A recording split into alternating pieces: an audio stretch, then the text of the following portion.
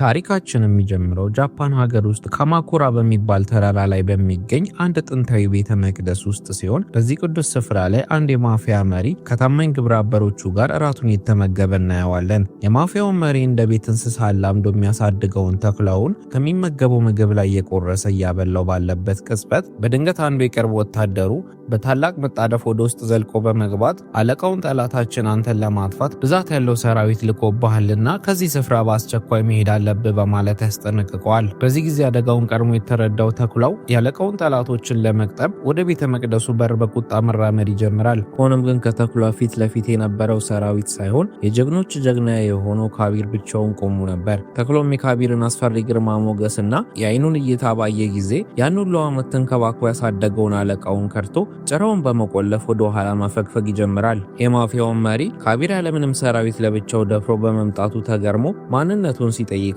ካሊድ ግን ማንነቱ ለሱ ምንም እንደማይጠቅመውና እዚህ ድረስ የመጣው ሊያጠፋው እንደሆነ ገልጾ ስሙ ባጭሩ ሞት እንደሚባል ይነግረዋል። የማፊያው መሪ በኩራት ደረቱን ነፍቶ ዛሬ 75ኛ ዓመት የልደት በዓሉ እንደሆነና ግብረ አበሮቹ ሁሉ ረጅም ዕድሜ ተመኝተውለት ስለነበረ እርሱ ረጅም ዘመንን እንደሚኖርና ካቢር ግን የነገዋን ፀሐይ ማየት እንደማይችል በመናገር ወታደሮቹ ካቢርን እንዲገሉት ትዕዛዝ ይሰጣል። ካቢርም ራሱን ለመከላከል ሽጉጡን ሲመዝ የማፊያው መሪ ይህ ስፍራ ቅዱስ ስለሆነ ሽጉጥ መጠቀም ክልክል ነው በማለት ይከለክለዋል። ካቢር ምንም ሳያመነታና ሳያንገራገር ሽጉጦቹን መሬት ላይ በመጣል ባዶ እጁን ብቻ የማፊያው መሪ ወታደሮችን ለመደብደብና ለማጥፋት ይዘጋጃል። ካቢርም ያንን ሁሉ የታጠቀ ሰራዊት በባዶ እጁ መጋፈጥ ይጀምራል። ወታደሮቹን አንድ ባንድ አፈር ከደም እያስበላ ካዳከማቸው በኋላ የሆነ ሰዓት ላይ ስለታም ሰይፍ በመያዝ ልክ እንደ ገላግሌ ሽንኩርት መፍጫ በሰይፉ እየከታተፈ ፈጭቶ ያስቀምጣቸዋል። የማፊያው መሪ ነገሩ እየከረረና ወታደሮቹ እያለቁበት መምጣታቸውን ሲረዳ ሁለቱን ሴት ወታደሮቹን አስከትሎ በጓሮ በር በማምለጥ ወደ ሄሊኮፕተሩ የሚወስደውን ቀጭን የእንጨት ድልድይ መሻገር ይጀምራል። ካቢርም የማፊያው መሪ እንደ ጠላት ተከትሎት ድልድዩ ላይ ሲደርስበት የማፊያው መሪ ሁለቱን ሴት ወታደሮቹን ካቢርን እንዲገሉ ታዞ ወደ ሄሊኮፕተሩ ይገባል። ካቢር ግን በብልሃት ሴቶቹ ገና ድልድዩ ላይ እንዳሉ የእንጨቱን ድልድይ ገመድ ቆርጦ በመበጠስ ሴቶቹን ወደ ትልቁ ገደል ሲልካቸው እሱ ግን እጁ ላይ ባለ ዘመናዊ መሳሪያ ገመድ አስወንጭፎ በሚበረው ሄሊኮፕተር ላይ ይንጠለጠላል። ከዛም የማፊያው መሪ ያፌዘ መልካም ልደት ካለው በኋላ አብራሪውን ግንባሩን በጥይት በመብሳት ሄሊኮፕተሩ ተከስክሶ እንዲፈነዳና የማፊያው መሪ ፍጻሜ እንዲሆን ያደርገዋል።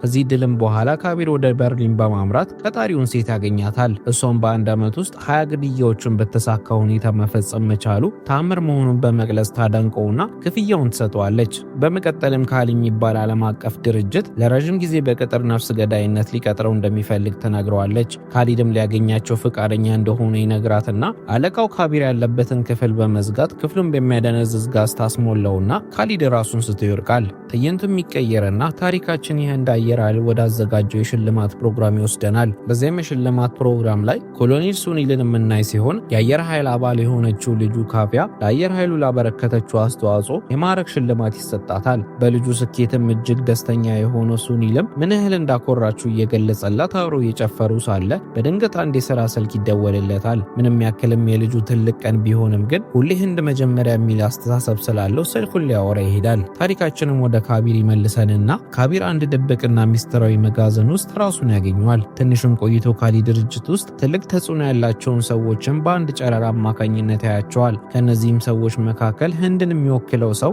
እንኳን ደህና መጣ ካለው በኋላ ድርጅታቸው ካሊ እንደሚባልና ይህም ድርጅት ዓለምን በሚስጥር የሚቆጣጠር ግዙፍ ኃይል መሆኑን ይነግሩታል። ቀጥሎም ካቢር የዚህ ትልቅ ድርጅት አካል እንዲሆን እንደሚፈልጉና ህንድን የማጥፋት ተመሳሳይ ዓላማ ስላላቸው አብረው እንዲሰሩ ይጠይቁታል። ከዚህም በተጨማሪ በስራው ካስደሰታቸው የካሊ ድርጅት ከፍተኛ አመራር ሊያደርጉትን ፍቃደኛ እንደሆኑ ያሳውቁታል። ካቢርም ክፍያው እስካለ ድረስ ግደል ያላችሁኝ ማንኛውም ሰው ለመግደል ፍቃደኛ ነኝ በማለት ከድርጅቱ ጋር ለመስራት መስማማቱን ያሳውቃቸዋል። ሆኖም ግን የካሊ ድርጅት የካቢርን ታማኝነት ለመፈተን ድርጅታቸውን ቀን ከሌሊት የሚከታተልና እነሱን ለማጥፋት የሚሰራ አንድ የደህንነት ድርጅት መሪን እንዲገድል ትዕዛዝ ይሰጡታል። ካቢርም በታላቅ ልበ ሙሉነት የሰውየውን መገኛ የሚገድልበትን ቦታና ጊዜ ብቻ ንገሩኝ እገለዋለሁ በማለት ይመልስላቸዋል። ነገር ግን የድርጅቱ አመራሮች ካቢር ሩቅ መሄድ እንደማይጠበቅበትና የሚገድለው ሰው እዚያው ከጀርባው እንደሚገኝ ይነግሩታል። ካቢርም ቀስ ብሎ ወደ ኋላ ሲዞር የገጠመው ነገር እጅግ የሚያስደነግጥ ነበር። በወንበር ላይ ታስሮ የሚጠብቀው ሰው ሌላ ማንም ሳይሆን የቅርብ ጓደኛውና እንደ አባቱ የሚያየው አለቃው ኮሎኔል ሱኒል ነበር። ሱኒልም ካቢርን ባየው ጊዜ አገርህን የሸጥክ ከሃዲ እያለ በቁጣ መራገም ይጀምራል። ካቢር ግን ውስጡ በሐዘን ቢደማም ምንም አይነት ምላሽ መስጠት አልቻለም። ምክንያቱም ወደዚህ አደገኛ ድርጅት ውስጥ ለመግባት የሚሞክረው ለትልቅ ብሔራዊ ተልዕኮ መሆኑን ማንም ማወቅ የለበትም። ታሪካችንም 2 ዓመታትን ወደ ኋላ ወስዶን አምስተርዳም ከተማን ያሳየናል። በዚያም ካቢርና ሱኒል እጅግ ሚስጥራዊ ስብሰባ እያደረጉ ነበር። ሱኒልም በመላው ዓለም ላይ ሽብርተኞችን እያደራጁ በብዙ ሀገሮች ላይ ጥቃት የሚያደርሱ ተጽዕኖ ፈጣሪና ሀብታም በሆኑ ግለሰቦች የሚመራ አንድ የሽብር ቡድን መቋቋሙን ለካቢር አስረዷል። ቀጥሎም ይህ ቡድን ካሊ የሚባል ስያሜ እንዳለውና በቅርቡ ህንድ ላይ ከባድ ጥቃት ለመፈጸም እያቀደ ስለሆነ ካቢር ይህ ጥቃት ሳይፈጸም ወደ ድርጅቱ ሰርጎ በመግባት ድርጅቱን የማጥፋት ትልቅ ተልዕኮ ሰጠው ይነግረዋል። በወቅቱም ኮሎኔል ሱኒል ካቢር ምንም ቢፈጠር ሀገሩን ቅድሚያ እንዲሰጥና በህይወቱ ጭምር እንዲጠብቃት አጥብቆ አስጠንቅቆት እንደነበረ እንረዳለን። ታሪካችን አሁን ወዳለንበት ጊዜ መልሰንና ካቢር ለካሊ ድርጅት ታማኝነቱን ለማሳየት ሱኒልን እንዲገል ታዟል። ካቢርም ሱኒል ወደ አንድ ድብቅ የባቡር ጣቢያ እየወሰደው ባለበት ወቅት እንደ አባት የሚያየውን አለቃውን ለመግደል ድፍረት አጥቶ ይጨነቃል። ሱኒል ግን በድብቅ ለካቢር ተሳክቶልህ ወደ ካሊ ድርጅት ሰርገ ገብተሃል፣ አገርን የመታደጊያ ዕድል ይሄው ነውና ለዛ ባል እንደምንም ደፍረ ግደለኝ በማለት ያደፋፍረዋል። ካቢርም ሆነ ሱኒልን ለመግደል ቢከብደውም ሱኒል በድጋሚ ካበረታታው በኋላ በስተመጨረሻ ካቢር ድፍረቱን አግኝቶ በሐዘን እያለቀሰና ልቡ እየደማ ለሀገሩ ሰላም ሲል የገዛ ጓደኛውንና አለቃውን ተኩሶ ይገለዋል። በሚቀጥለውም ቀን ካቪያ የሱኒል ቀዝቃዛ ስክሪኑ ላይ ወድቃ በመሪንም በማልቀስ ትጀምራለች። በዚያውም አካባቢ በሚገኝ ድብቅ ካሜራ የተቀረጸውን ቪዲዮ ስትመለከት ደግሞ አባቷን ተኩሶ የገደለው ካቢር መሆኑን አረጋግጣ በውስጧ ታላቅ የበቀል እሳት መንደድ ይጀምራል። ሆኖም ግን ይህ ሁሉ አባቷና ካቢር አገራቸውን ከካሊ ድርጅት ለማዳን ሲሉ አስቀድሞ የተነጋገሩበትና የተስማሙበት ታላቅ ሚስጥር መሆኑን እንደማታውቅ እንረዳለን። ካቢርም በአንጻሩ ተልዕኮ ተሳክቶለት ወደ ካሊ ድርጅት ውስጥ ሰርጎ ከገባ በኋላ ወደ አንድ ድብቅ የአየር ማረፊያ ስፍራ በማምራት የድርጅቱን አመራር ያገኛል። ይህም ሰው ጉላቲ የሚባል ሲሆን ጉላቲ በህንድ ሀገር ውስጥ ስመጥሩ ነጋዴና ከፍተኛ ተጽዕኖ ፈጣሪ ግለሰብ ነው። ካቢርም ከጉላቲ ጋር ፊት ለፊት ተገናኝቶ ቢተዋወቅም በአእምሮው ውስጥ ግን በምንም መንገድ የካሊን ድርጅት አጥፋና ህንድን አደናት የሚለው ያለቃው የሱኒል ቃል እንደ ደውል እያስተጋባበት ነበር። በሚቀጥለውም ቀን ካቪያ የአባቷን የቀብር ስነ ስርዓት ታስፈጽማለች። ቀብሩም ላይ ለኮሎኔል ሱኒል ቅርብ ጓደኛው የሆነውና የከተማዋ ምክትል ሚኒስትር የሆነው ቪላስ ካቪያን እያጽናናት ነበር። ብዙም ሳይቆይም ካቪያና ቪላስ እያወሩ ሳለ በሱኒል ስፍራ የተተካው አዲሱ ኮሎኔል ቪክራንት ይመጣል። ኮሎኔል ቪክራንትም ካቪያን ካጽናናት በኋላ የአባቷን ገዳይ ምንም ቢሆን እንደማይተወውና ለፍርድ እንደሚያቀርበው ቃል ይገባላታል። ካቪያ ግን በቃላት መጽናናት አልፈለገችም። በውስጧ የሚነደው የበቀል ስሜት ስላላረፈላት ቪክራንት ካቢርን ለማስወገድ ባዘጋጀው ልዩ ቡድን ውስጥ አባል ሆና መሳተፍ እንደምትፈልግ ትናገራለች። ቪክራንት ግን የመንግስት አሰራር የሟች የቅርብ ቤተሰብ በምርመራና በኦፕሬሽን ቡድን ውስጥ እንዲገባ አይፈቅድም በማለት ጥያቄዋን ውድቅ ያደርግባታል። ሆኖም ግን የከተማው ሚኒስትር የሆነው ቪላስ ጣልቃ በመግባት ቪክራንትን እያጣጣለ ቡድኑ ውስጥ ማን እንደሚገባና እንደሚወጣ መወሰን እንደማይችል ይነግረዋል። ቀጥሎም ቪላስ ቪክራንትን ካቪያን ቡድኑ ውስጥ ማስገባት እንዳለበትና ምንም ያህል ቡድኑን ቢያደራጅ ካቢርን የመሰለ ስልጡንና አደገኛ ወታደርን መቅጠም የሚችል አቅም እንደሌለው ይነግረዋል። ሆኖም ግን ቡድኑ ሙሉ የሚያደርግለትና ከካቢር ጋር እኩል ችሎታና ግርማ ሞገስ ያለውን የባህር ኃይል ወታደር ቪክራምን በቡድኑ ውስጥ ካካተተ ፍጹም የሆነ ቡድን እንደሚኖረውና ካቢርን መጣል እንደሚችል ነግሮት ቪክራምን ቡድኑ ውስጥ እንዲያስገባው ትዕዛዝ ይሰጠዋል። ሚኒስትሩ ቪላስን በአወራሩ ለኮሎኔል ቪክራንት ምንጩ ያልታወቀ መጥፎ አመለካከትና ከፍተኛ ጥላቻ እንዳለው እንረዳለን። ትዕይንቱ የሚቀየርና ሶማሊያ ሀገር ውስጥ በሚገኝ ቦቢዮ የተባለ ባህር ላይ ያረፈች አንዲት ግዙፍ የህንድ ባህር ኃይል መርከብን እናያለን። በዚህች መርከብም ላይ ከፍተኛ የጦር መኮንኖች ተሰብስበው ባርቦሳ በሚባል አረመኔ የሽብር ቡድን መሪ የታገቱባቸውን 8 ወታደሮቻቸውን ነፃ ለማውጣት አስቸኳይ ስብሰባ እያደረጉ ነው። አረመኔው ባርቦሳም የህንድ ወታደሮቹን አግቶ በመያዝ በህንድ እስር ቤት ውስጥ የሚገኙትን የቡድኒን አባላት በአስቸኳይ ካልፈታችሁልኝ በእጅ ያሉትን ወታደሮቻችሁን አንድ በአንድ ገላቸዋለሁ በማለት ደም አፋሳሽ የሞት ማስፈራሪያ መልእክት ይልካል። የባህር ኃይሉ አዛዦችም የወገኖቻቸውን ህይወት ለማዳን የተለያዩ የጥቃት ዘዴዎችን ማሰብ ይጀምራሉ። አንደኛውም ወታደር በአውሮፕላን የወታደሮቹን ስፍራ ደብድበን እናጥቃ የሚል ሐሳብ ቢያቀርብም የባህር ኃይሉ ዋና አዛዥ ግን ሐሳቡን ውድቅ በማድረግ ሽብር ቡድን ያሉበት ስፍራ በሙሉ ዘመናዊ የጸረ አውሮፕላን ሚሳኤሎች የተገጠሙለት በመሆኑ አውሮፕላኖቻችን ጥቃት ሳይሰነዝሩ ተመተው ይወድቃሉ። በእግርም እናጥቃ ብንልም አካባቢ በሙሉ በተቀበሩ ፈንጆች የታጠረ ስለሆነ በምድርም ሆነ በአየር ጥቃት መፈጸም የማይታሰብ ነው በማለት ተስፋ አስቆራጭ የሆነውን መራር እውነታ ይነግራቸዋል። በዚህ አስጨናቂ ሰዓትም ላይ ቪክራም ማንንም ሳያማክር ከረዳቱ ጋር በመሆን ወደ ውጭ ይወጣል። ቪክራም ወደ አንድ የክብደት መመዘኛ መሳሪያ ላይ ሲወጣ ረዳቱ ክብደት ከመጠን በላይ ነው፣ ያሰብከው ነገር አይሰራም እያለ ቢነግረውም ቪክራም ግን ምንም ሳይሰማው ፓራሹቱንና የከበሩ ትጥቆቹን አንድ በአንድ መፍታት ይጀምራል። ረዳቱን በድጋሚ ድሮናችን ሰውን መሸከም አቅም የለውም በማለት ሐሳቡን ቢቃወምም ቪክራም ግን ሊሰማው ፈቃደኛ አይደለም። ለካስ የቪክራም እቅድ ክብደቱን በከፍተኛ ሁኔታ በመቀነስ ከባርቦሳ ጸረ አውሮፕላን ሚሳኤሎች መደበቅ በሚችለው ድሮን ላይ ተንጠልጥሎ በጸረ አውሮፕላን ሚሳኤሎች እይታ ውስጥ ሳይገባ ወደ ጠላት ስፍራ በድብቅ መግባት ነበር። ቪክራምን ማመን በማያስችል ድፍረት በድሮኑ ላይ ተንጠልጥሎ ወደ ሰማይ ከወጣ በኋላ ልክ የጠላቶቹ መንደር ላይ ሲደርስ ያለምንም ፓራሹት ከድሮኑ ላይ በመዝለል እንደ ተወራዋሪ ኮከብ ጠላቶቹ መሃል ተምዘግዝጎ ይወርዳል። እዚያም እንደደረሰ የነበሩትን ጠላቶች ድምፅ ሳያሰማ አንድ በአንድ በመግደል ወገኖቹ ወደ ታሰሩበት ክፍል ዘልቆ ይገባል። የታሰሩትንም ወታደሮችን ሁሉም ነገር በቁጥጥር ስር ነው በማለት ካረጋገጠላቸው በኋላ ወታደሮቹን ይዞ ለማምለጥ ብዛት ያላቸውን ቦምቦችን በመወርወር ስፍራው ላይ ከፍተኛ ፍንዳታ እንዲፈጠር በማድረግ ጥቃት መፈጸም ይጀምራል። በዚህም መሃል ባርቦሳ ከፍተኛ እሳት የሚተፋ መሳሪያ ይዞ ጥቃት ሊሰነዝርበት ቢሞክርም ቪክራም በብልሃቱ እሳቱን እያመለጠ አጠገቡ ባገኘው ከባድ ሰንሰለት ባርቦሳን እየገረፈ ያዳክመዋል። በመቀጠልም ቪክራም የእሳት መጥፊያ መሳሪያውን ወደ ጋዝ ሲሊንደሮች ክምችት በመወርወር ክፍሉ በእሳት እንዲጋይ ያደርግና እሳቱ ሳይደርስበት ወደ አንድ ክሬን የሚወስድ ሊፍት ውስጥ በመግባት ያመልጣል። ክሬኑም ላይ ሆኖ የተንጠለጠለውን ግዙፍ አሎሎ ድንጋይ በመጠቀም ከታች ሆነው የሚተኩሱበትን ጠላቶችን ያጠፋል። ሆኖም ግን ከወገኖቹ ጋር ወደ አንድ መኪና ሊያመራ ሲል ባርቦሳ በድጋሚ በታላቅ ቁጣ ግዙፍ መዶሻ ይዞ ይመጣል። ቪክራምም የባርቦሳ ምት በብልሃት እያመለጠ መዶሻውን በመንጠቅ የባርቦሳን ጭንቅላት መጥቶ እንደ ቀይ ባህር ለሁለት ይከፍለዋል። በመጨረሻም ቪክራም ባርቦሳን ከገደለ በኋላ ወገኖቹን ነፃ አውጥቶ ስፍራው ላይ የተቀበሩትን ቦምቦች በአሎሎው እያፈነዳና መንገድ እየከፈተ ከወገኖቹ ጋር በድል ከስፍራው ያመልጣል። ቪክራም ያንን አስቸጋሪ የሶማሊያ ተልዕኮ በታላቅ ድል አጠናቆ ወደ ህንድ ከተመለሰ በኋላ እነ ኮሎኔል ቪክራንትና ካቪያ ስለ ካቢር ቀጣይ እርምጃ በሚወያዩበት የስብሰባ አዳራሽ ውስጥ ደረቱን ነፍቶ በታላቅ መተማመን ይገባል። በክፍሉም ውስጥ ቪክራንትና ቡድኑ የካቢርን የውጊያ ስልት እያጠኑ እሱን እንዴት መጣል እንደሚችሉ ሲጨነቁ፣ ቪክራም ግን በኩራት የካቢርን ችሎታ በማንኳሰስ ተራ ወታደር ነው ብሎ በመሳደብ ወንበሩ ላይ ይቀመጣል። ቪክራምም የራስ መተማመኑ ጥግ ድረስ ስለሆነ ካቢርን ያለማንም እርዳታ ለብቻው ማጥፋት እንደሚችልና ቡድን እንደማያስፈልገው የሚያምን ሰው እንደሆነ እንረዳለን። ቪክራምና ቡድኑም ካቢር እንደ አባቱ የሚያውን አለቃውን ሱኒልን ለምን እንደገደለውና እንደ አገሩ ላይ እንደሸፈተ ባያውቁም ግን ይህንን መልስ ለማግኘት ያላቸው አንድ እድል እሱም ማግኘት ስለሆነ ካቢርን ለማግኘት የቅርብ ሰዎቹን መጀመሪያ ማግኘት እንዳለባቸው ይወስናሉ። በዚህ መሃልም ካቢር ቀደም ሲል ኒና የምትባል ፍቅረኛ እንደነበረችውና ኒና ከመሞቷ በፊት ልጇን ሩሂን እንዲያሳድግላት አደራ ብለው እንደነበረ ለቡድኑ ትገልጻለች። ትዕይንቱ የሚቀየርና ታሪካችን ወደ ስፔን ሀገር ይወስደናል።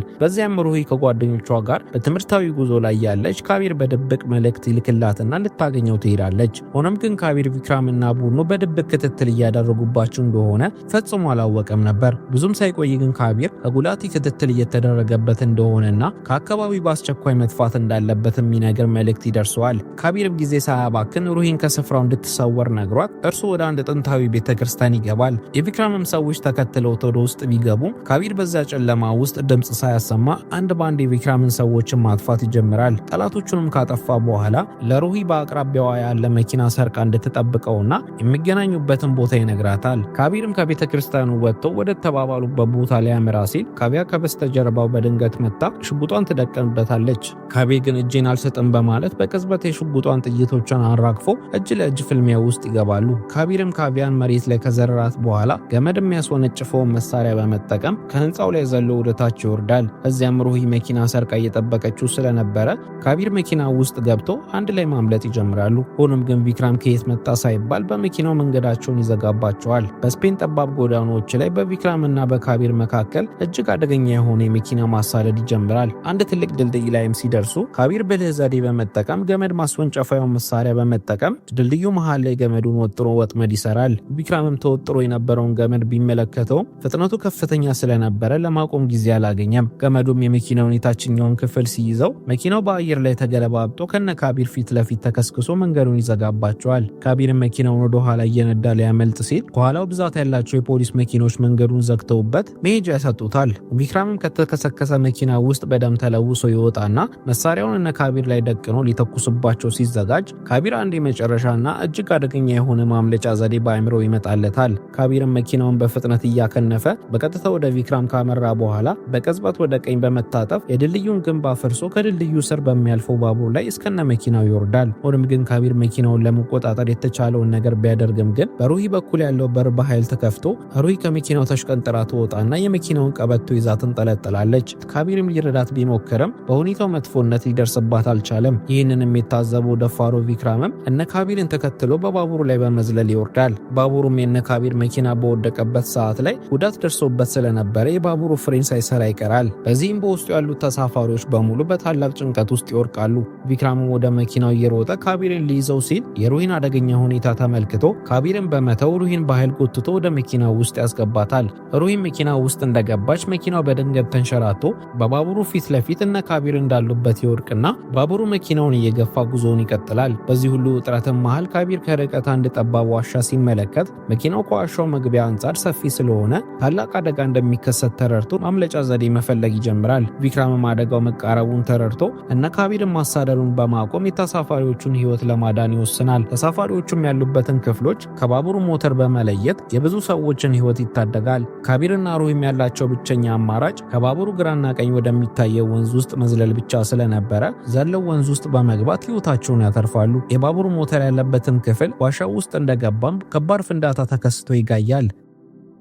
ከዚህ አስደንጋጭ ክስተትም በኋላ ካቢርና ሩሂ ማናሊ ወደምትባል ከተማ በማምራት የቀድሞ የካቢር ጓደኛና ባልደረባ የነበረው የካሊድ እናት ቤት ይሄዳሉ። ካቢርም ያለበትን አስጨናቂ ሁኔታ ለካሊድ እናት ካስረዳ በኋላ ሩሂን ለጊዜው እዚያ እንድታስቀምጥለት ውለታ ይጠይቃታል። የካሊድ እናትን ካቢር ለልጇ የዋለላትን ትልቅ ውለታ ስለምታስታውስ ሩሂን እንደምትጠብቅለት ቃል ትገባለታለች። በመቀጠልም ለሀገራቸው ጸር የሆነውን የካሊድ ድርጅት እንዲያጠፋ መክራ ወደሚሄድበት ትሸኘዋለች። ከተወሰኑ ቀናቶችም በኋላ አንድ የመን ሀገር የሚገኝ በረሃ ላይ ሽብርተኞች ካምፕ ውስጥ ካቢርና ጉላቲ ስለቀጣዩ ተልኳቸው የተወያዩ ነበር። ካቢርም ጉላቲን ስፔን ሀገር ውስጥ እነ ቪክራም የተከታተሉት እንደሆነ እንዴት አውቆ መልእክት እንደላከለት ይጠይቀዋል። ጉላቲም ካሊድ ድርጅታቸው በሁሉም ስፍራ ላይ ራሳቸው ሰዎች እንዳሏቸውና በህንድ ሀገር ውስጥ ትልቅ ተጽዕኖ ያለው ሰው ስላላቸው ምንም አይነት መረጃ ስለማያመልጣቸው እንደሆነ ይነግረዋል። ከዚህም በመቀጠልም ጉላቲ ለካቢር የሚቀጥለው ግቡ ማን እንደሆነ ይነግረዋል። ይህም ሰው በሱኒል ቀብር ላይ ካቢያን ሲያጽናናት የነበረው ከፍተኛ የመንግስት ባለስልጣን ቪላስ እንደሆነ ይነግረዋል። ጉላቲም ቪላስን ወደ ካሊድ ድርጅት ለማስገባት ብዙ ቢጥርም ቪላስ ልክ እንደ ሱኒል ለሀገሩ ታማኝና ጽኑ በመሆኑ ሊሳካለት አልቻለም። ስለዚህ ጉላቲ ቪላስን እጅ በመጠምዘዝ የካሊድ ድርጅት አባል ሆኖ ህንድን የማጥፋት ከፍተኛ ተልዕኳቸውን እንዲፈጽም የቪላስ ወንድም የሆነውን ካልፔሽን ለመግደል ወስኗል። ይህም ቪላስ ሌላ ቤተሰብ አባል እንዳይሞትበት በመስጋት ለካሊድ ድርጅት እንዲገዛ ለማድረግ እንደሆነ እንረዳለን። ጉላቲም ካልፔሽ ከ3 ቀናት በኋላ ከቤተሰቡ ጋር በግል አውሮፕላኑ ወደ ዴሊ ስለሚጓዝ ካቢር ጥቃቱን በዚያው በአየር ላይ እንዲፈጽም ትዕዛዝ ይሰጠዋል። በሌላ በኩል ደግሞ ቪክራም ስፖርቱን እየሰራ ሳለ አንድ ሚስጥራዊ መልእክት ይደርሰዋል። መልእክቱም ካቢር ለብቻውን ሊያገኘው እንደሚፈልግ የሚገልጽ ስለነበረ ቪክራም ካቢርን ለማግኘት ወደ ተባለው ስፍራ ይሄዳል። እዚያም ካቢር እውነተኛ ማንነቱንና ተልዕኮውን ይገልጽለታል። ሀገሩን ለመጠበቅ ሲል ወደ ካሊድ ድርጅት ገብቶ ድርጅቱን ለማጥፋት ያለውን ተልዕኮና በዚሁ ተልዕኮ ላይ ሱኒልን እንደገደለው ያሳውቀዋል። አሁን ላይም የንጹሃን ዜጎች ሕይወትን ካሊድ ድርጅት በካቢር በኩል ሊያጠፋ ስለሆነ ይህ ጥፋት እንዳይከሰት ቪክራም እንዲረዳውና ከጎኑ እንዲሆን ይነግረዋል። ቪክራምም ሁኔታውን ከተረዳ በኋላ ካቢር ሀገሩን እንዳልከዳና ይልቁንም የሀገሩን ቀደኛ ጠላት ለማጥፋት የቆመ ጀግና መሆኑን ተረድቶ ከሱ ጋር በጋራ ለመስራት ይወስናል። ከተወሰኑ ቀናቶችም በኋላ የቪላስ ወንድም ካልፔሽ ከቤተሰቡ ጋር በአውሮፕላን ጉዞውን ይጀምራል። ነገር ግን አውሮፕላኑ ውስጥ ካሊድ ድርጅት የቀጠራቸው አስተናጋጆች ስለነበሩ አስተናጋጆቹ የካልፔሽ ቤተሰብ የሚበሉት ምግብ ላይ በድብቅ መርዝ በመክተት ቤተሰቡን በሙሉ ራሳቸውን እንዲስቱ ያደርጓቸዋል። ካቢርና የጉላቲ ወታደሮችም በሌላ አውሮፕላን ተከትለው በመምጣት ካልፔሽ ያለበት አውሮፕላን ላይ ፈንጂ በማጥመድ አብራሪዎቹን አስፈራርተው አውሮፕላኑን ከፍታው እንዲቀንስ ያስደርጓቸውና ካሊድ የተወሰኑትን የጉላቲ ወታደሮችን አውሮፕላን ላይ ዘለው እንዲገቡ ያደርጋቸዋል። ሆኖም ግን አውሮፕላን ውስጥ ቪክራም የነበረ ሲሆን ቪክራም ከጉላቲ ወታደሮች ጋር ከባድ ፍልሚያ ማድረግ ይጀምራል። ፍልሚያው ተባብሶ ቪክራም የአውሮፕላኑ ጣሪያ ላይ በመሆን ከተቀሩት የጉላቲ ወታደሮች ጋር እየተፋለመ ሳለ ካቢር ቪክራምን የሚፋለም በመምሰል ጣሪያው ላይ ዘሎ ይወርዳል። ነገር ግን ካሊድና ቪክራም ከዚህ ቀደም የተስማሙበት ስምምነት ስለነበራቸው እርስ በርሳቸው መፋለማቸውን ትተው የጉላቲ ወታደሮችን በጋራ በመጨፍጨፍና ካቢር የመጣበትን አውሮፕላን በማፈንዳት የካልፔሽን ቤተሰብ ከሞት ይታደጋሉ። ወደ አውሮፕላኑ ውስጥም እንደገቡ ካቢር ነገሮች በሙሉ በቁጥጥሩ ስር የዋሉ መስሎት ነበር። ቪክራም የካልፔሽ ቤተሰብ የሚበሉት ምግብ ላይ መርዛማ መድኃኒት የጨመረችውን አስተናጋጅ ግንባሯን ብሎ በመግደል አውሮፕላን ውስጥ የተቀረውን ስጋት ያስወግዳል። ነገር ግን ካቢር ካልፔሽንና ቤተሰቡን ከሞት አተረፍኩ ብሎ በተነፈሰበት ቅጽበት ሊታመን የማይችል ዘግናኝ ድርጊት ቪክራም ይፈጽማል። ቪክራምን በድንገት መሳሪያውን አውጥቶ ካልፔሽንና መላ ቤተሰቡን ያለምንም ርህራሄ ረሽኗቸው ይገድላቸዋል። ካቢርም የተፈጠረውን ነገር ማመን ከብዶት በድንጋጤ ይቆምና ቪክራም ከጅምሩ ጀምሮ ለካሊድ ድርጅት ሲሰራ እንደነበረ ይረዳል። ቪክራምም ለካቢር ጓደኛና ጠላትን መለየት ማትችል ከንቱ ነክ ብሎ ይሰድበዋል። ሆኖም ግን ቪክራም ካቢርን ዛሬ እንደማይገለውና በሌላ ቀን ግን ሲገናኙ እንደሚገለው ነግሮት ከአውሮፕላኑ የሚዘልበትን ፓራሹት ይሰጠዋል። ቪክራምም ካሊድ ከአውሮፕላኑ ከመዝለሉ በፊት ደህናውን ካፑ ይለውና ካቢር ካፑ የምትለውን ቃል በልጅነቱ እያለ በጣም የቅርቡ ጓደኛው ካፑ ብሎ እንደሚጠራው በማስታወስ ቪክራም ራጉ የሚባለው የልጅነቱ ጓደኛው እንደሆነ ይረዳል። ካቢርም ከአውሮፕላኑ ዘሎ ወደ መሬት እየወረደ ሳለ አይምሮ ወደ ሩቅ የልጅነት ዘመኑ ይጓዛል። በዚያን ጊዜም ካቢር በችግር ምክንያት የጎዳናን ህይወት ገና ሀብሎ በጀመረበት ወቅት ብዛት ያላቸው ጎረምሶች ከቦት ሲደበድቡትና ሲያሰቃዩት ራጉ ደርሶለት ከጥቃት አድኖት ነበር። ከዱርዬዎቹም ካመለጡ በኋላ ሁለቱም የህይወት ታሪካቸውን ተጨዋውተው ከወንድማማችነት በላይ ይቀራረቡና ራጉ ካቢርን በፍቅር ካፑ ብሎ ይጠራው እንደነበረ እንረዳለን። ራጉም በጎዳና ህይወት ልምድ ስላለው ለካቢር እንዴት መኖር እንዳለበት ማስተማር ይጀምራል። ካቢርንም እንዴት መስረቅ እንደሚችል፣ ራሱን ከጥላት እንዴት መከላከል እንደሚችልና በጭካኔ በተሞላው ዓለም ውስጥ እንዴት ራሱን ማስተዳደር እንደሚችል ያስተምረዋል። ሆኖም ግን አንድ ቀን ላይ የአንድ ጌጣጌጥ መደብርን ሲዘርፉ በፖሊስ ይታዩና ለማምለጥ ቢሞክሩም ካቢር በፖሊሶች እጅ ይወድቃል። ራጉን ማምለጥ ይችል የነበረ ቢሆንም የልጅነት ጓደኛውን ብቻውን እስር ቤት እንዲበሰብስ ስላልፈለገ እጁን ለፖሊስ ሰጥቶ አብሮት ወደ እስር ቤት ይገባል። ከታሰሩ ከአንድ ወርም በኋላ ኮሎኔል ሱኒል ወደ እስር ቤቱ መጥቶ በዚያው ለሚገኙ ወጣቶች የተሻለ ተስፋ ለመስጠት የውትድርና የመልመያ ፈተና ያዘጋጃል። ካቢርና ራጉም ይህንን እድል ተጠቅመው ወታደር ለመሆን እና ህይወታቸውን ለመለወጥ ቆርጠው ይነሳሉ። ካቢርና ራጉም የውትድርናውን ከባድ አካላዊ ፈተናዎች በብቃት ካለፉ በኋላ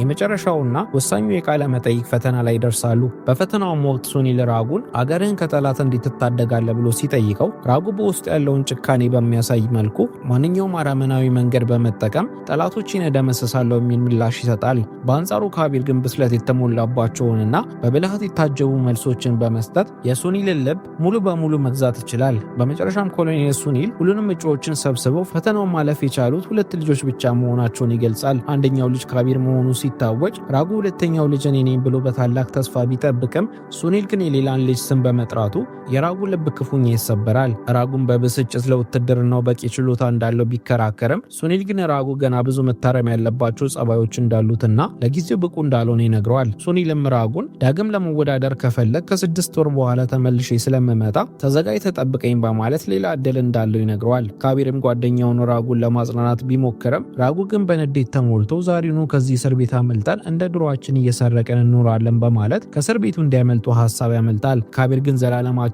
በስርቆት መኖር እንደማይችሉና አሁን የተሰጣቸውን የህይወት እድል መጠቀም እንዳለባቸው ይሞግተዋል። እንዲያውም ካቢር በእነዚህ 6 ወራት ውስጥ ለፈተናው እንዴት መዘጋጀት እንዳለበት እንደሚያስተምረውና ከጎኑ እንደሚሆን ቃል ይገባለታል። ራጉ ግን በዚህ ንግግር ይባስ ብሎ ከፍተኛ ብስጭት ውስጥ ገብቶ አንተ እንዴት እኔን ታስተምረኛለህ?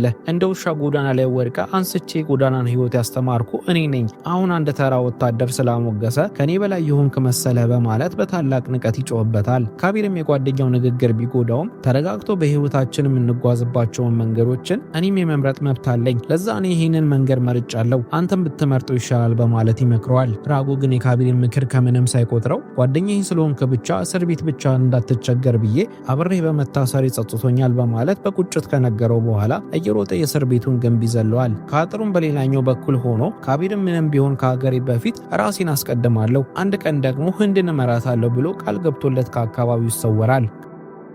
ካቢርም አሁን ይህንን ትዝታውን እያሰበ ልቡ ቢሰበርም አሁን ለሐዘን ጊዜ እንደሌለው በማሰብ ለሀገሩ ሲል ዳግም ይነሳል። ወንድሙና የወንድሙ ቤተሰብ የሞተበትም ሚኒስትሩ ቪላስ በቴሌቪዥን ላይ ገለጻ ማድረግ ጀምሮ ምንም ያክል ቤተሰቦቹ ቢሞቱበትም መቼም ቢሆን ከአሸባሪ ቡድኖቹ ጋር እንደማይተባበርና እንደማይስማማ ቆራጥ የሆነ መልእክት ለካሊ ድርጅት ያስተላልፋል። ጉላቲም ወደ ቪክራም በመደወል አውሮፕላኑ ላይ ካሊድን ለምን እንዳልገደለው ከተቆጣው በኋላ ቀጣይ ላይ ግን ካቢርን ሲያገኘው ያለምንም ማመንታት እንዲገለው ያዘዋል። ከተወሰኑ ቀናቶችም በኋላ ካቢር ጉላቲን ለመግደል ካፈላለገው በኋላ አንድ ባህር ላይ መርከቡ ላይ ተዝናና ያገኘዋል። ካቢርን መርከቡ ላይ በድብቅ በመግባት ጥበቃ የሚያደርጉለትን ወታደሮችን በሙሉ አንድ በአንድ ድምጽ ሳያሰማ ይገላቸዋል። በዛ ጊዜም ጉላቲ ከካሊ ድርጅት ግብረ አበሮቹ ጋር በስልክ ሚስጥራዊ ስብሰባ እያደረገ ሲሆን ካቢር ወደ ክፍሉ ዘልቆ በመግባት ጉላቲን ያግተዋል። ካቢርን በክፍሉ ውስጥ መኖሩን ያልተገነዘቡት የድርጅቱ አባላትም ስለ ቀጣይ እቅዳቸው ማውራት ጀምረው ቀጣይ እቅዳቸው የሚሆነው የህንድን ጠቅላይ ሚኒስትርን በመግደል የራሳቸውን ሰው ሽመው አገሪቱን በንበርክኮ ለማስኬድ ያላቸውን ትልቅ እቅድ ያወራሉ።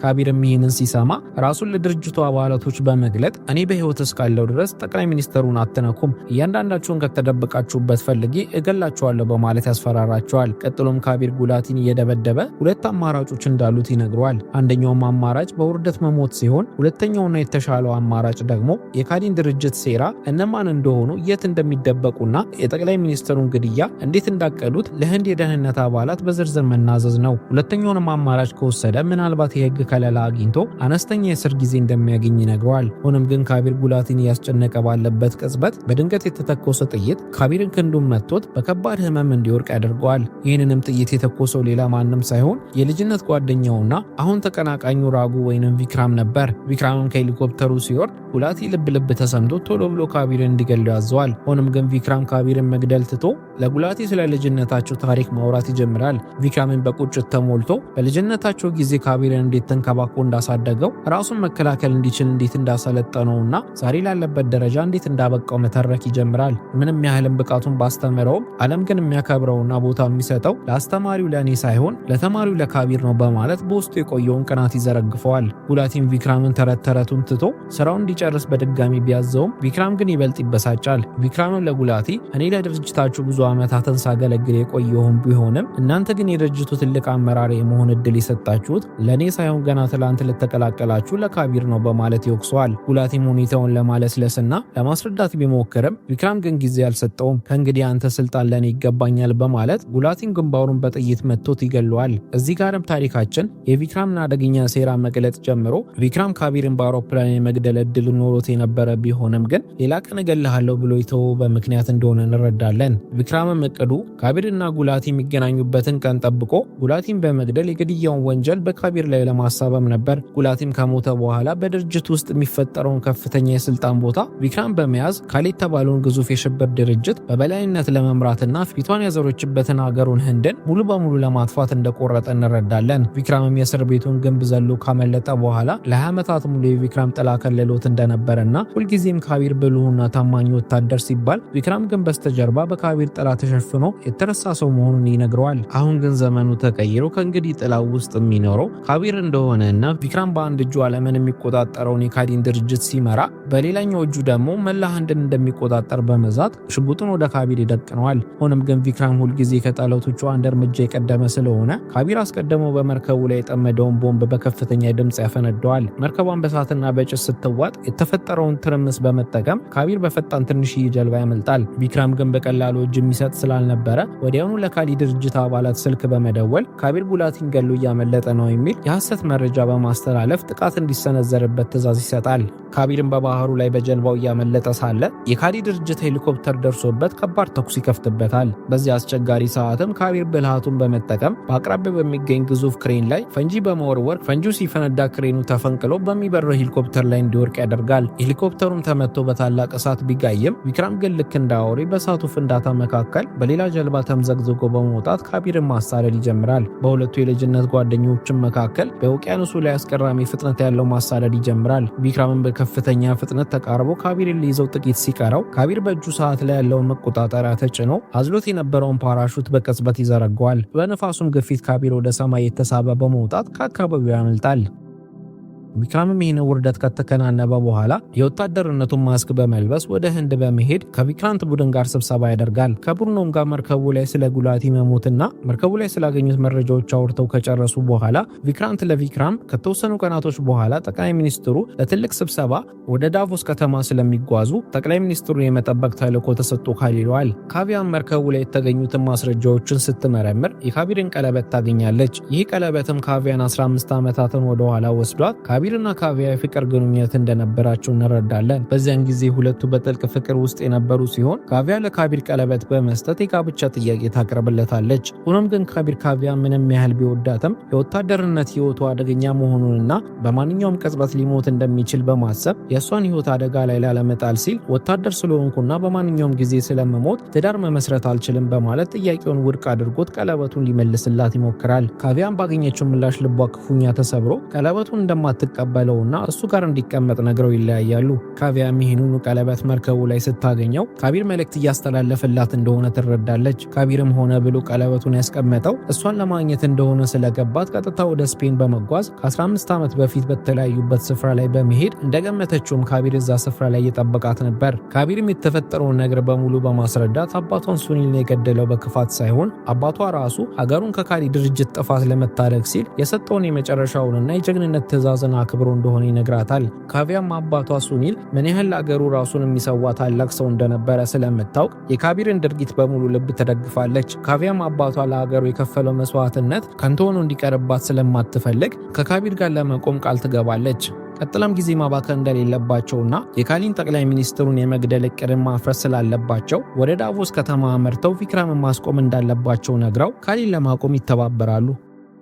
በሌላ በኩል ደግሞ ቪክራም ከካሊ ከፍተኛ ባለስልጣናት ጋር አንድ ምስጢራዊ ስፍራ ላይ በአካል ይገናኛል። የካሊ ከፍተኛ ባለስልጣናትም ቪክራም የጉላቲን ቦታ ተክቶ ከፍተኛ አመራር እንዲሆን መመረጡን በይፋ ይነግሩታል። ቪክራም ለዓመታት የተመኘውንና ሲጠብቀው የነበረውን የስልጣን ወንበር በማግኘቱ በደስታ ቢፈነጥዝም ፊቱ ላይ የሚታየው ግን የጭካኔ ጥላ ነበር። ቪክራምም አለቃዬንና አስተማሪን ጉላቲን የገደለውን ካቢርን በገዛ እጅ ገለዋለሁ በማለት ለድርጅቱ መሪዎች ቃል ይገባላቸዋል። ሆኖም ግን ከአመራሮቹ መካከል አንደኛዋ ሴት ካቢር ስለ ጠቅላይ ሚኒስትሩ ግድያ እቅድ አስቀድሞ መረጃው እንደደረሰውና እቅዳቸው ለአደጋ መጋለጡን በመናገር ድርጅቱ ጥቃቱን ለመሰረዝ እያሰበ መሆኑን ትናገራለች። ቪክራም ግን በታላቅ በራስ መተማመን ካቢር ምንም ቢያደርግ በየትኛውም ምሽግ ውስጥ ጠቅላይ ሚኒስትሩን ይዞ ቢደበቅ ጠቅላይ ሚኒስትሩን ከሞት ሊያተርፋቸው አይችልም። ካቢርም ሆነ ጠቅላይ ሚኒስትሩን በአንድ ላይ የሚቀብርበት መንገድ ስላለኝ እቅዱን አንሰርዝም በማለት የድርጅቱን መሪዎችን አሳምነው በእቅዱ ይስማማሉ።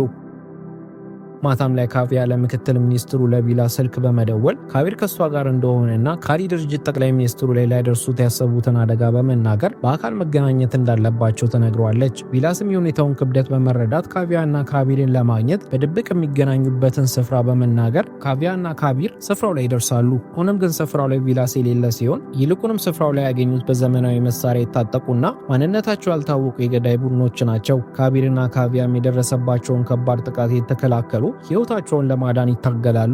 በዚህ ተኩስ በበዛበት ፍልሚያ መካከልም ካቢር የጉላቲ ንግግርንና የቪላስን ድርጊቶችን እያገናኘ እውነቱን ይገነዘባል። የአገር ወዳድ መስሎ የታየው ቪላስ ለካሊ ድርጅት ከፍተኛ መራጆች ሲያቀብል የነበረ ትልቁ ባንዳ መሆኑን ይረዳል። ቪላስም የካሊን ድርጅት እቅድ እውን ለማድረግ ጠቅላይ ሚኒስትር ለመሆን የታቀደው ሰው እሱ እንደሆነና ቪላስ በህንድ ሀገር ህዝብ አይን ጠንካራ መሪ እንደሆነ ለማሳየት የገዛ ወንድሙን ካልፔሽን ገሏል። የገዛ ወንድሙን ካልፔሽን ያስገደለበትን ምክንያት ቪላስ ለህንድ ህዝብ የሚያቀርበው ትርክት የካሊ ድርጅት ቤተሰብን እንዲገልብኝ በማድረግ ቢቀጣኝም እኔ ግን ለሀገር የታማኝ በመሆን አልተደራደርኩም የሚል የሐሰት ገጽታ ለመገንባት ነው። በዚህም ለሀገሩ ቤተሰቡን የሰዋ ቆራጥ መሪ ተብሎ በመወደስ የጠቅላይ ሚኒስትርነቱን ወንበር ለመያዝ ያቀደው እቅድ እንደሆነ እንረዳለን። ካቢርና ካቪያን ብዛት ባላቸው ታጠቁ ኃይሎች ተከበው መጨረሻቸውን ሲጠብቁ በድንገት ኮሎኔል ቪክራንት በስፍራው ላይ በመምጣት በከባድ መትረየስ የታጠቁትን ኃይሎችን በሙሉ ያጠፋል። ቪክራንትም የቪክራምንና የቪላስን እውነተኛ ማንነት ከነ ካቢር ከተረዳ በኋላ በቁጣ ቪክራምን አሁኑ በቁጥጥር ስር መዋል አለብን በማለት ይናገራል። አሁንም ግን ካቢር ቪክራምን ካሰሩት የካሊ ድርጅት መሪዎች ወዲያውኑ ይነቁና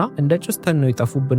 ለዓመታትም ስንፈልገው የነበረው ይህ አደገኛ ድርጅትንም ከስር መሰረቱ ማጥፋት የምንችለው አሁን ነው። ለዛም ያለን አማራጭ የካሊ ድርጅትና ቪክራም የጠነሱትን የጠቅላይ ሚኒስትሩን ግድያ እቅድ እንደሚሳካ እንዲሰማቸው በማድረግ በእጅ አዙር ግን ካሊ ድርጅት ጠቅላይ ሚኒስትሩን ከመግደላቸው በፊት ወጥመድ አዘጋጅተን በቁጥጥር ስር መዋል እንችላለን የሚል ሐሳብ ያቀርባል። ቪክራንትና ካቪያን በካቢር ሐሳብ ተስማምተው ካሊን ለማስቆም አንድ ላይ እቅድ ያወጣሉ። በመጀመሪያም ካሊ ድርጅት ከላኳቸው የታጠቁ ሰዎች መሃል አንደኛው በህይወት ስለነበረ እሱን ሰው በመጠቀም ወደ ቪክራም እንዲደውል አስደረገውት ካቢርን እንደገደሉት እንዲነግረው ያደርጋሉ። ቪክራምም የሰማውን ነገር በማመን የምርም ካቢር እንደሞተ ሰምቶ ቢደሰትም በውስጡ ግን የልጅነት ጓደኛው ሞት ያሳዝነዋል።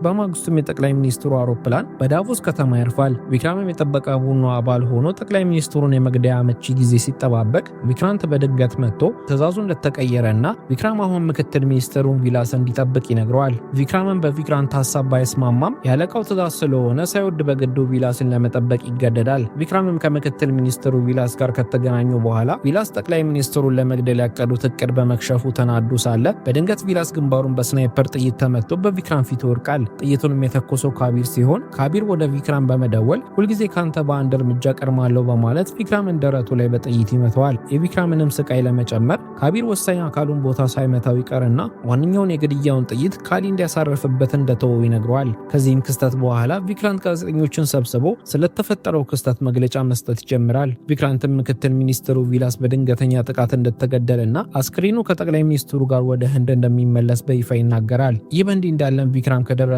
የጥይት ቁስል አገግሞ አይኑን ሲገልጥ ራሱን በአይሲ ውስጥ ያገኘዋል። ሆኖም ግን ከጎኑ ያሉት ዶክተሮችና ነርሶች ህይወቱን ለማዳን ሳይሆን የካሊ ድርጅት አባላት ስለነበሩ ሊገሉት መርፌ እያዘጋጁ ነበር። የካሊ አመራሮችም በቪክራም ላይ ክፉኛ ተቆጥተዋል። ምክንያቱም አመራሮቹ ጠቅላይ ሚኒስትሩን የመግደያ እቅዳቸውን እንደሚተዉት ለቪክራም ቢነግሩትም ቪክራም በእነሱ ሐሳብ ባለመስማማቱና በግትርነቱ ምክንያት የድርጅቱ ዋነኛ ተስፋ የነበረውን ቪላስ እንዲገደልና የስልጣን እቅዳቸው እንዲከሽም ምክንያት ስለሆነ ነው። ለዛም የካሊ አመራሮች ተልእኮውን አልፈጸምክም በማለት ሊገሉት ሲሉ ቪክራም በድጋሚ አንድ ድል እንዲሰጡትና በ24 ሰዓት ውስጥ ለድርጅታቸው እንቅፋት የሆነውን ካቢርን አስወግዶ ለድርጅቱ ታማኝነቱ እንደሚያረጋግጥ በመናገር ያሳምናቸዋል። ቪክራምም ጊዜ ሳያባክን ወደ ካቢር በመደወል ጦርነቱ በእኔና በአንተ መካከል ነው፣ ለአንዴና ለመጨረሻ ጊዜ ተጋጥመን ይለይልን በማለት ለብቻቸው እንዲገናኙ ይቀጥረዋል። ቪክራንትና ካቪያም ይህ ትልቅ ወጥመድ መሆኑን ተረድተው ካቢርን ሊያቆሙት ቢሞክሩም ካቢር ግን ቆራጥ ነበር።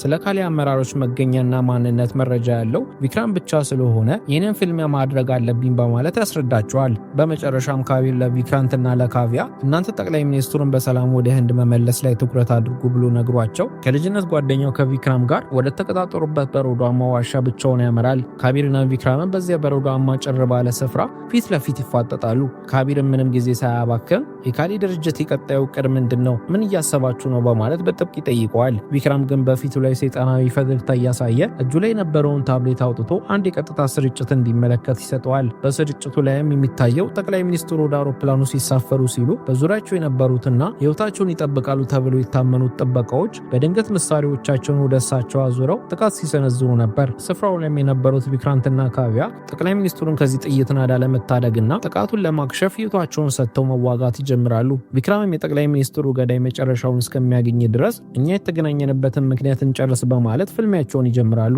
በመጀመሪያም ካቢር ፍልሚያውን እየመራ ቢሆንም ግን ቪክራም በቃላቱ የቪክራምን አይምሮ እያሸነፈ ነበር።